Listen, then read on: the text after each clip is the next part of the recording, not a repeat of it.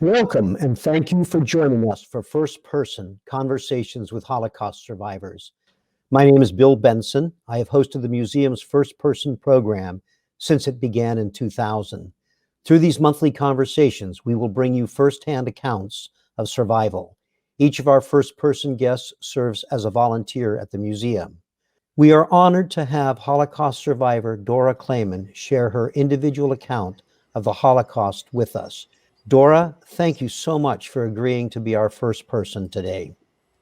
Many thanks. I am very honored to be able to speak to the audience in front of us. And it's unusual that we are actually able to speak to many people who are all over the place. And I welcome you all. And I'm glad to be able to share some of my story. Dora, thank you so much. You have so much to share with us, and we have limited time, so we'll start. Please begin by telling us when and where you were born and a few details about your early life. I was born in Zagreb, what at that time was Yugoslavia, in January of 1938. It was still a very peaceful time, of course, much before war reached that part of the world. And there is a picture that I'd like to share of my parents. So at this point, I was already 2 years old. And this is a picture of my parents with me in front of the Zagreb Zoo. And I think it's still there, should you go and visit. My mother was actually not from Zagreb. She was born daughter of a rabbi, of the rabbi of the small town of Ludbreg in what is in northern Croatia.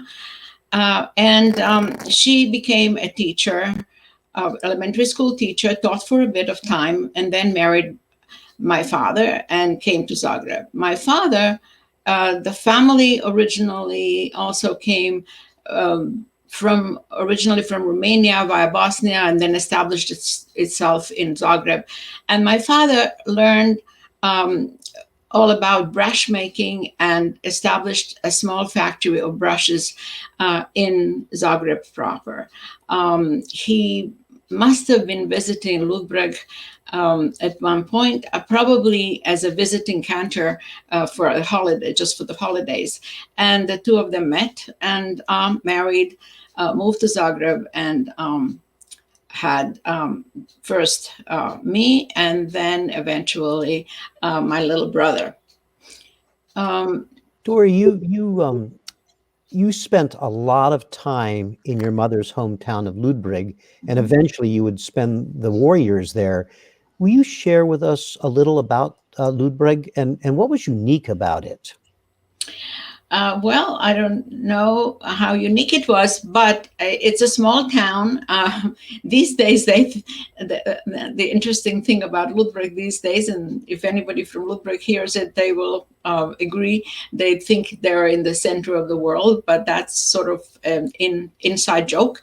It's a small town in a basically rural area, and I had before the war a small Jewish population, not anything grand as a synagogue, but there was a synagogue. And at one point, the community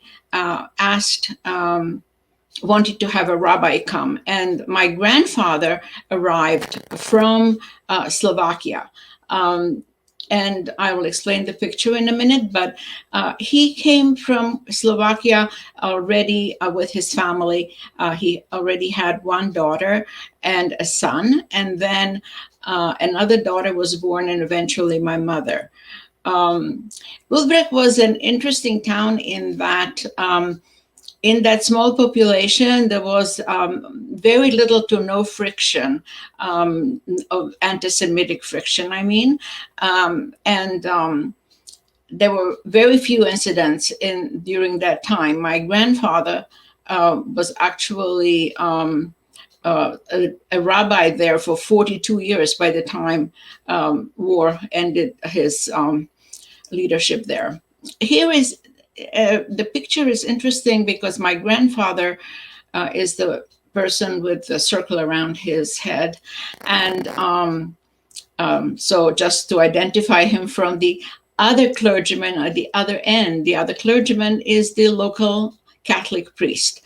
Ludwig was a practically totally Catholic world, but as this picture shows, there was participation within the school. This is the middle school faculty pictured here.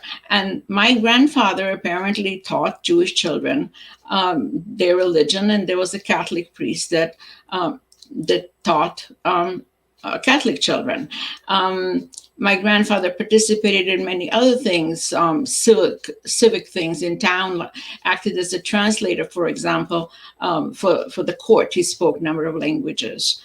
So here you have both a rabbi and a priest on the faculty of the public school, Right. which yeah, I would think that would have been very unique at the time. Along the same lines, I think we have another photograph that you want to talk about, Dora. Yes, this other photograph is of the local tennis club at that time. The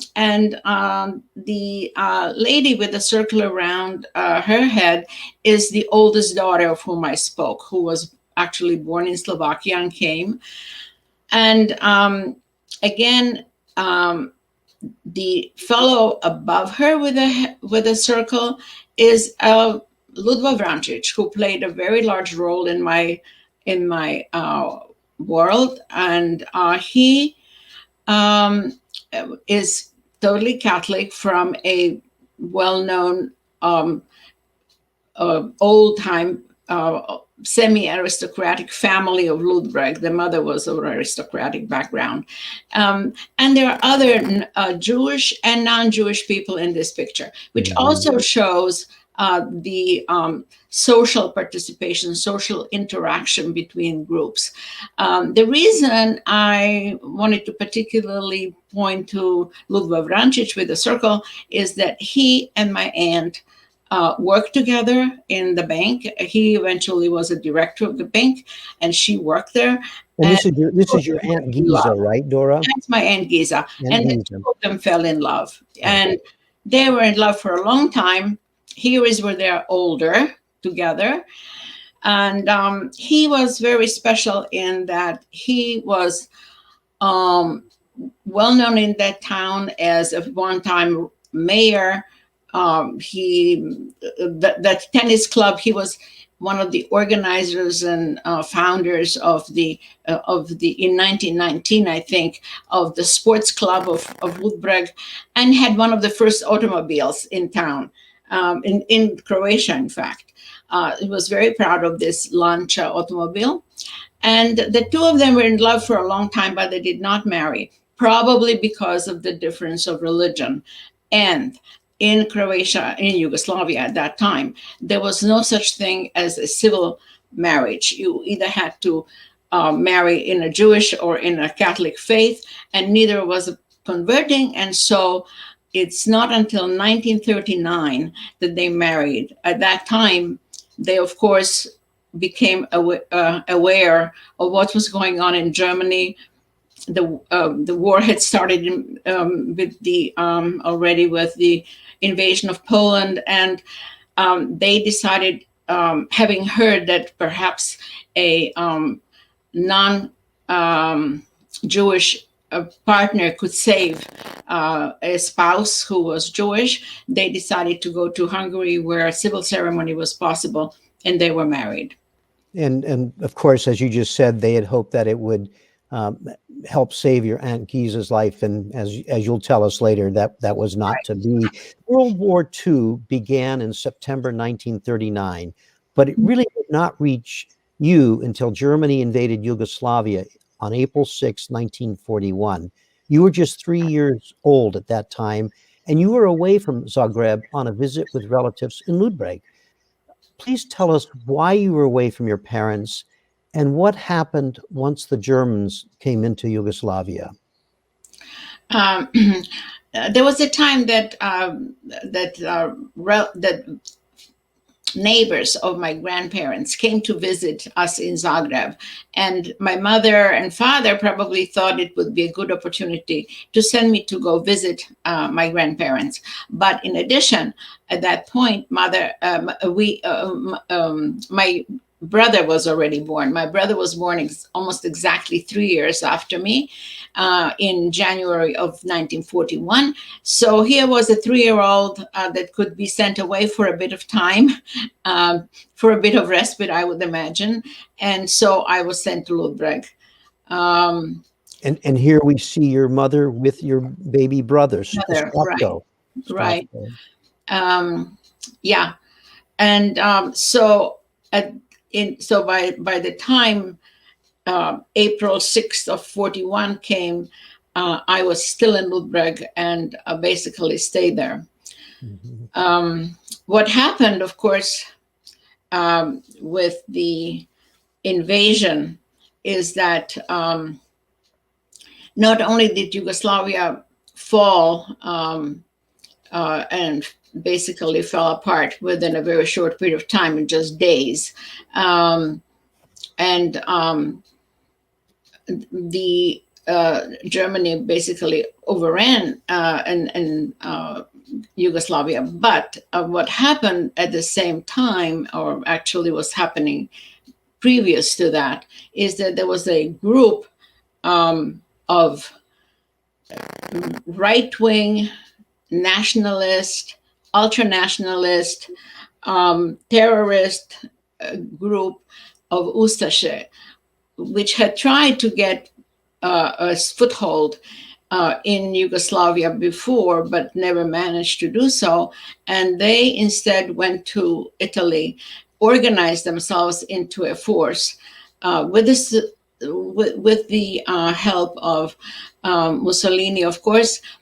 And they made an arrangement with Germany that they would want to have a nationalist country of Croatia, which they would run with the tacit approval of Germany.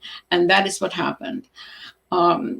Here is a picture of Ante Pavelic, who was at the head of this Ustaše group. And this is, and he's here pictured with Hitler, who came to visit. And this was a little bit later, in the time that Ustaše were already totally running the country. What Ustaše did, they established something they called the independent state of Croatia. And Dora, as you said, they were a puppet state of the Nazi Germany, and they adopted their own set of laws for Croatia that were mirrored on the Nuremberg laws of Germany, right? And exactly. Those were incredibly restrictive. Exactly. Basically, Jews were now restricted to second-hand non-citizenship, basically. But it wasn't just the Jews. It was just like in Germany, other groups were singled out. And in this case, it was also Roma, just like in Germany. But in addition, within Croatia, there were also laws and persecutions against Serbs. Now, Serbs were a fairly large, fairly sizable minority within Croatia, and they were a subject of persecution by Ustaša, who wanted to have, when they called the independent state of Croatia, it wasn't independent, of course, and it was organized so that they could persecute Serbs and make Croatia totally Croatian and totally Catholic. So Dora, the Ustaša is in control, as you said. Your brother and your parents are in Zagreb and you're in Ludbreg. What did that mean now for your parents? What happened next? Well, what it meant for the Jewish population generally is that they were now subject to all these discriminatory laws. That meant as you see in the picture, they had to wear an identifying badge. So they're all wearing this yellow badge. This is my parents and my aunt, my mother's sister-in-law, and my little cousin Edita. And they're wearing badges that have this Magen David on them, the Star of David, and a letter Z with a little critical mark over it. It makes it into J, which means Židov in Croatian, which means Jew. So they had to wear this at all times, and everybody, that including even very little children. It also meant loss of ability to have jobs in the government or jobs, good jobs anywhere, loss of ability to attend university, and a large amount of confiscation. So everybody had to declare of what they owned. And actually, at the Holocaust Museum here, I saw facsimiles of forms that they had to fill out, which even my cousins had to fill out. They had little things like as one spring coat and one winter coat and a bracelet and one little chain. Everything had to be declared so that it could be confiscated. So even children had to fill out these lists of what they owned. Well, the parents, of course, parents did for them. Yes, Yeah. yes. But it had to be all filled out. Everything had to be declared so that it could be confiscated. And Dora, of course, it wouldn't be long before your parents were also arrested and taken. That happened fairly soon. Tell us what happened. As I mentioned before, I was in Ludbreg, and I actually remained with my grandparents. But my parents in Zagreb, this is where the deportation started. And so by fall of that year, they were arrested, and they were being held in a transfer point, a place where everybody was being held, and then be transferred to the trains to be sent to camp.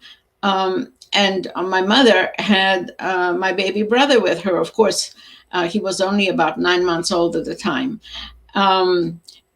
But what was very lucky at the time, and of course extremely difficult for my parents, is that a housekeeper of ours went to the camp and talked to the camp, and she was of course Catholic, and she talked to the guards and asked if she could have my brother.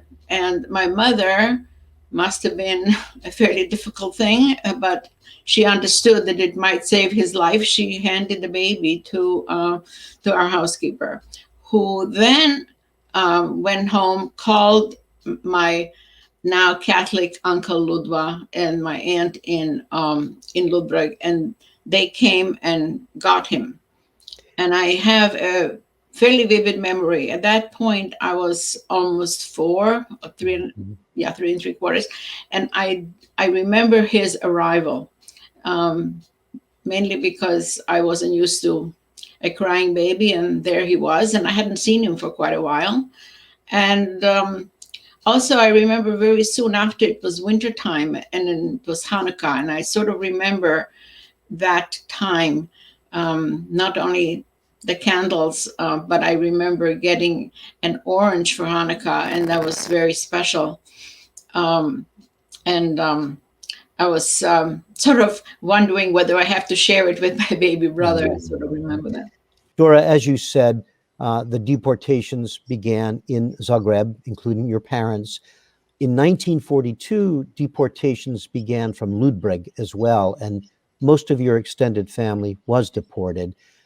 Tell us what you remember about those deportations of your own family members. That was a very difficult time. This was 42, so I was already old enough that I do have some memory of it. I remember that I was in my aunt and my Catholic uncle's house by that point.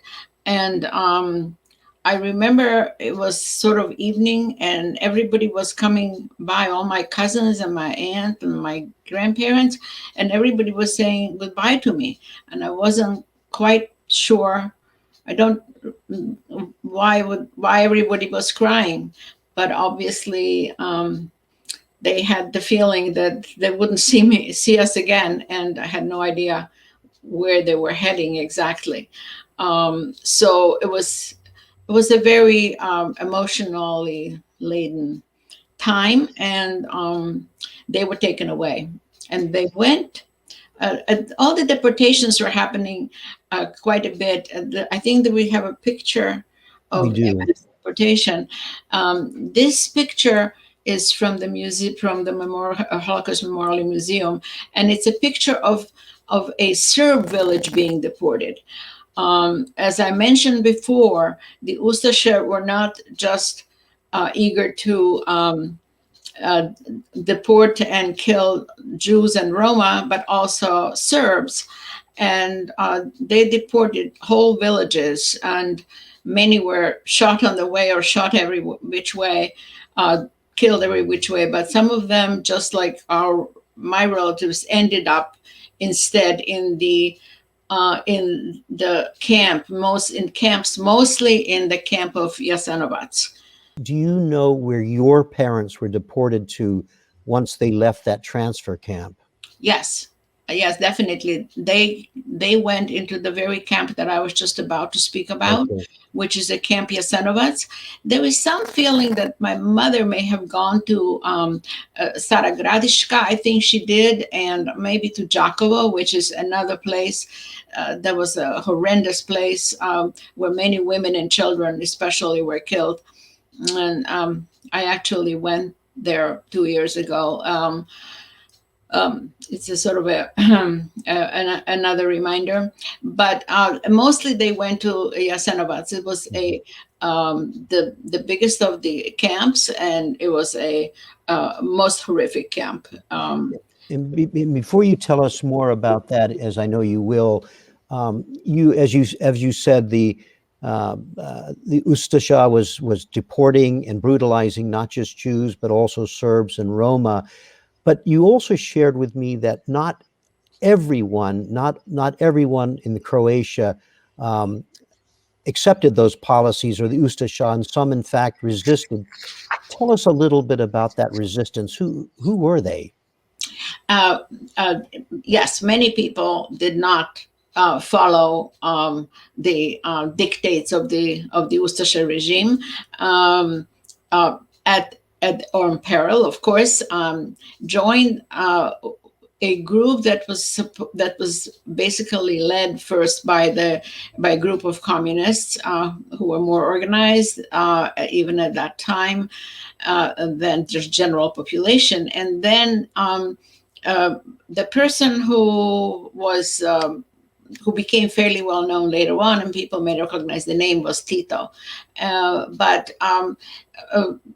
basically, people ran into the mountains and organized themselves, and eventually became quite a force. And toward the end, they became actually a formidable military force. And you'll tell us a little bit more about those partisans and how it really directly affected your life in a big way. Dora, you're now in Ludbreg still. You're with your Aunt Giza and your Uncle Ludva. Your Uncle Ludva, however, was arrested in 1943, and the Ustasha sent him to the Jasenovac camp as well. Tell us why your uncle, who was a Catholic, why he would have been arrested and sent to Jasenovac, and what conditions were like in Jasenovac. You've told us just a little bit about it. Tell us some more, and also tell us about what it was like for your uncle. Okay, so the reason for my uncle's arrest had to do with the partisans, because, as I said, they became a formidable force that fought the Ustasha forces, and the fighting was fairly frequent and fairly fierce in Ludbreg. And 2 times during the war, we were actually liberated for a period of time. At one of those liberation, when the Ustasha returned, they weren't going to be just sitting down and saying, "Well, this is what happened." They actually wanted to find some scapegoats. They didn't lose just because the partisans were stronger, but there must have been some help from within, and so they arrested some leaders of that town. About 5 of them, and they sent them to the same concentration camp, to Jasenovac. That included my uncle. I didn't mention before, but he came from a family that had fairly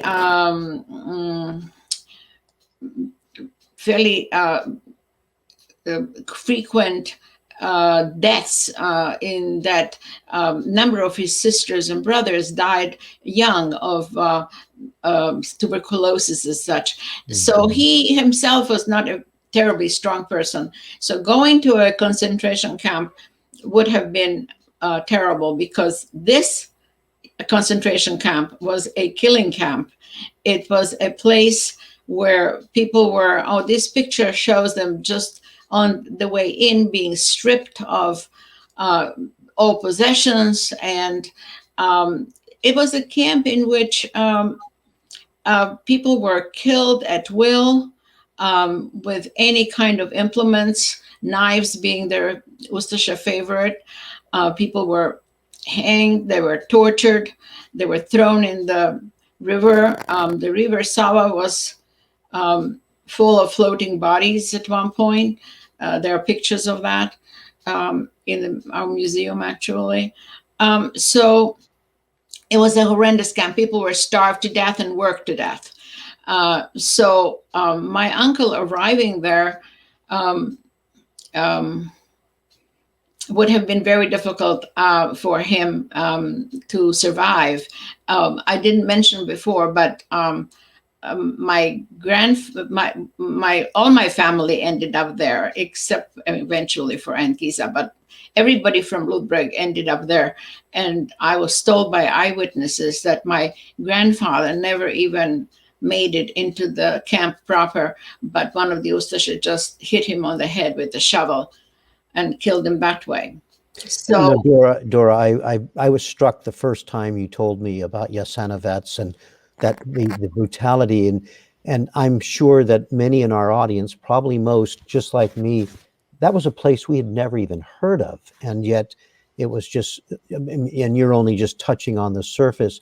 For your Uncle Ludva, however, because he was frail, he had a little bit of good fortune in what they decided to do with him. Yes, very much so, because they knew that he was a banker, and also that he was a amateur violinist, and that he had organized an orchestra in Ludbreg, a small orchestra, and a choir, and they put on performances, and they knew that, and so they used him in that way. So he was then put in an office to run the paperwork. Mm-hmm. And that, of course, saved him, because the rest of the world was out there in cold and any kind of inclement weather, practically without shelter and with almost no food, and working very hard. My father was there, and my Uncle Ludva actually saw him there.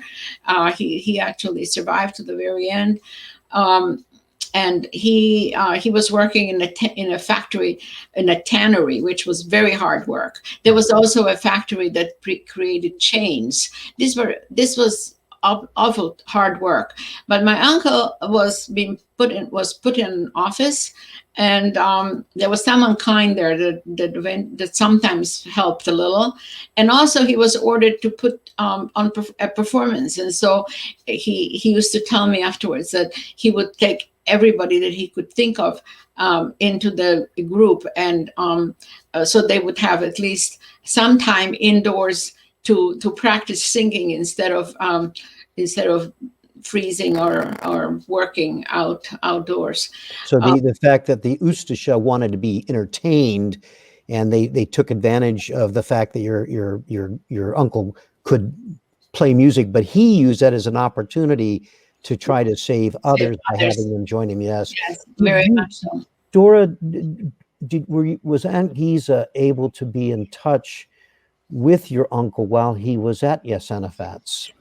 Yes, he was able to write, and he was able to get some packages.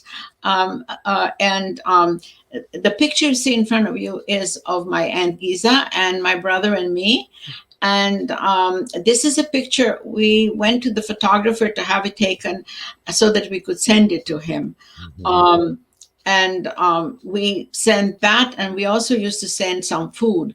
And one of the foods that I remember very well, my aunt preparing, is a something that we think of as roux in cooking in the United States. And I think in Croatia we used to call it ajmbren, and it was a mixture of fat and flour, and she would make a lot of it. So it would be sort of like a brick. It would be very, very thick and held together. And she would send that. And the reason for it was that you could take a little bit of that, a sort of a walnut size, maybe pea-sized piece, and put it in your what they call soup, which was basically water, and get some caloric value out of it, some nutritional value. So yeah, that was one of the things that I remember very well, her making and our sending to him. Dora, while your Uncle Ludva was at Jasenovets, in early 1943, your Aunt Giza, who was caring for you and your brother, was turned into the authorities for being Jewish, and she was deported. What can you tell us about what happened to Aunt Giza and why you think you and your brother were able to remain in Ludbreg? It was a very unfortunate thing. Ludbreg was in a way unique in that people knew who we were, and no one gave us up. No one went ringing the police door at the police door and saying there's some Jewish children there. But many people from that town had relatives, children of their own, and so on, in joining the partisans. But one time there was one guy, and his name was Stramšek. I can't remember where he came from actually, but he found out about my aunt, and he denounced her. And so the Ustashi came to get her. And she was trying to hide, and she was running, and she grabbed my brother and me on the way, and took us to our next door neighbor. There was a house we owned next door, and we had a family living there. The family Runjak lived there, and it was a simple family. He was a house painter, and she was a nurse who took care of lots of people that suffer from trachoma. And they had 3 children older than we were. And my aunt took us there and said to Mrs. Runjak, please take care of these children. And at that point, the Ustashi caught up with her, but she left us with the Runjak family. And they were most kind to accept us because it was pretty dangerous to be harboring Jewish children, especially because at times we had Ustashi bivouacking in our backyard. Our house, my uncle's house, and this house actually had the same common backyard, and the Ustashi were settled there. Literally in your backyard. Literally in your backyard. Literally in our backyard. Yeah. Yes. So of course I was told by Mrs. Runjak, we were told to be sure to call her mom if the Ustashi or anybody that we didn't know came into the house. And I was old enough to know when it was somebody we didn't know and when it was somebody friendly that we knew. So I would call her mom, Mama, when it was important, when it was dangerous. And then I would call her Mrs. Runjak when I knew it wasn't dangerous any longer because we were by ourselves. My brother, on the other hand, who was 3 years younger, never knew the difference, and he called her mom to the end of the time. Dora, Ludva then was released, and he was released from Jasenovec, and he came home to find that Giza had been deported. What do you remember about his reaction to learning that his wife, your aunt, has been deported? And what do you know about what can you tell us about what he did then to protect you and your brother until the end of the war? Well, yes, he returned because he had, as a political prisoner, he actually had a sentence.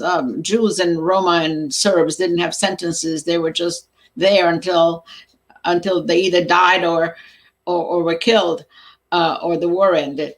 But political prisoners, some of them anyway, he had a sentence and he returned. Of course, a shock to find his wife gone and finding us. By the way, while talking about Jasenovac, I do want to mention that in former Yugoslavia, in Croatia now, in Serbia, it's referred to often as Jasenovac and not Jasenovac. I am using the pronunciation that we used in Ludbreg, and that's Kajkavski dio of the world. It's a certain dialect, so just so the people understand that. Mm-hmm. Anyway, going to the matter of what happened. Well, my uncle tried to actually follow my aunt's trail, where they had taken her.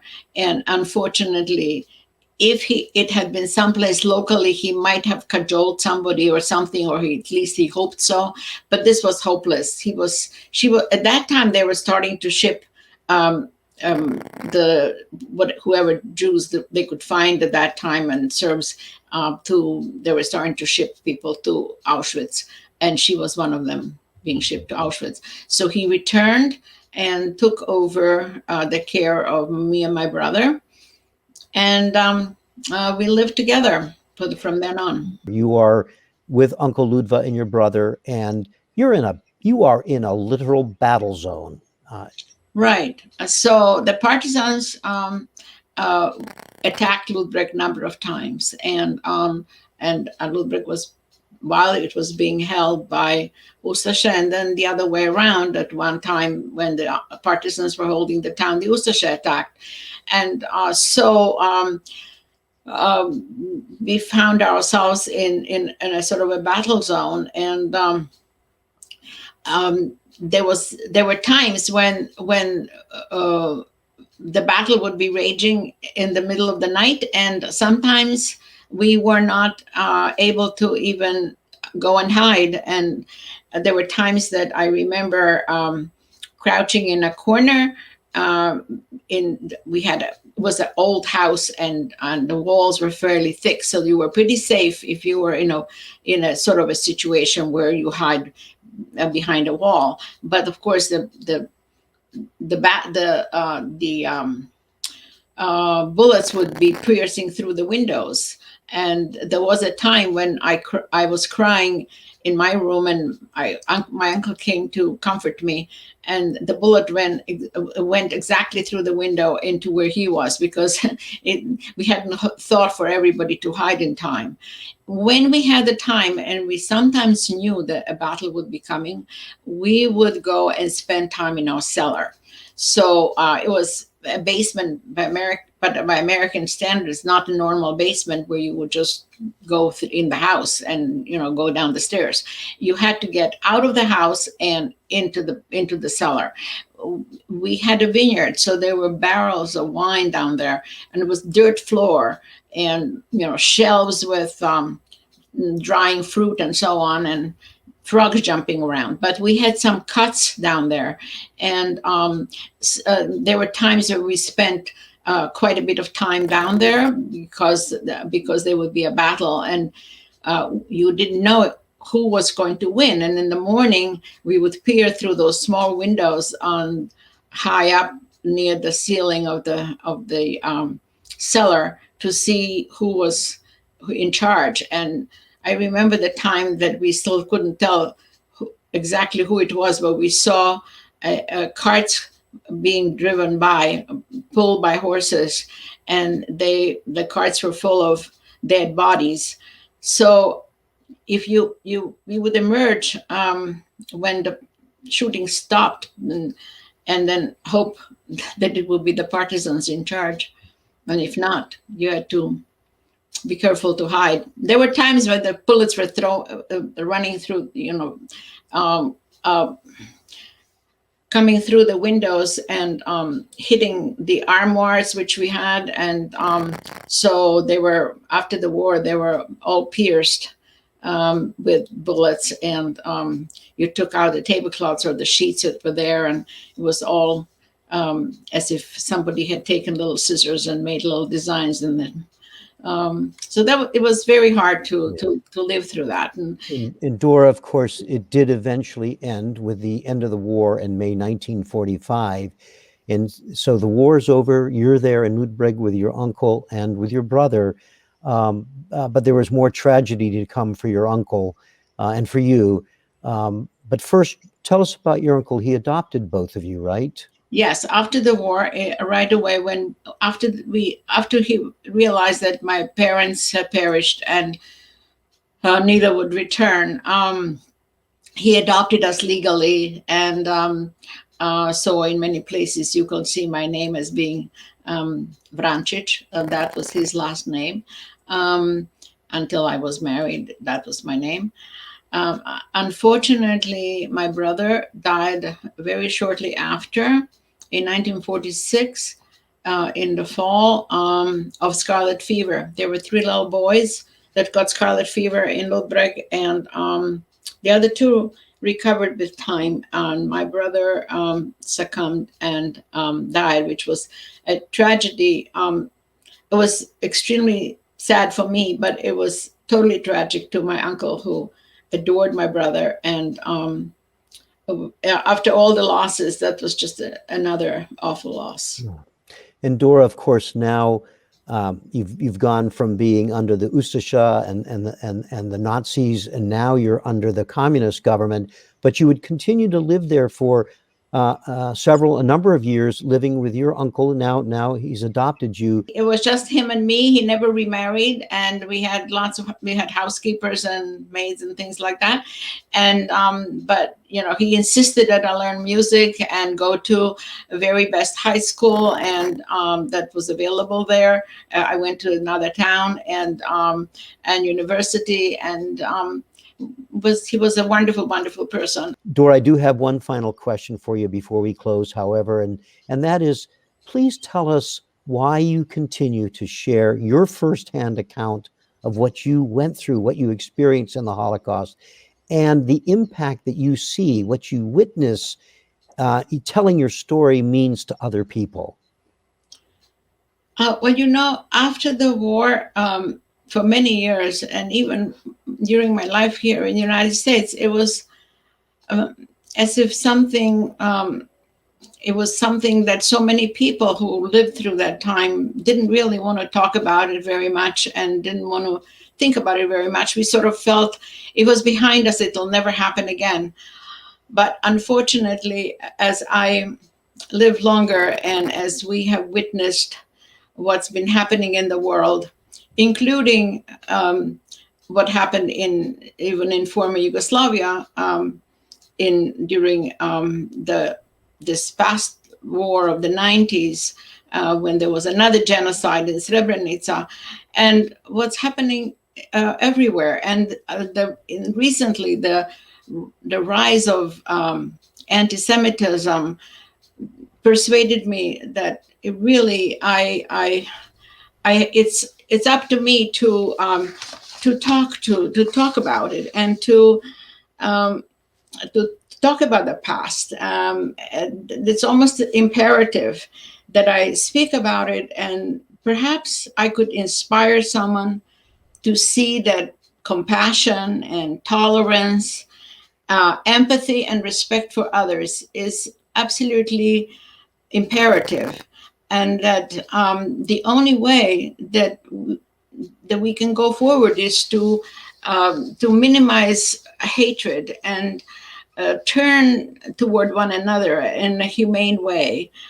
And I find that if people understood exactly the impact that hatred has on human beings and really think about it, that perhaps we could hope for never again. I hope.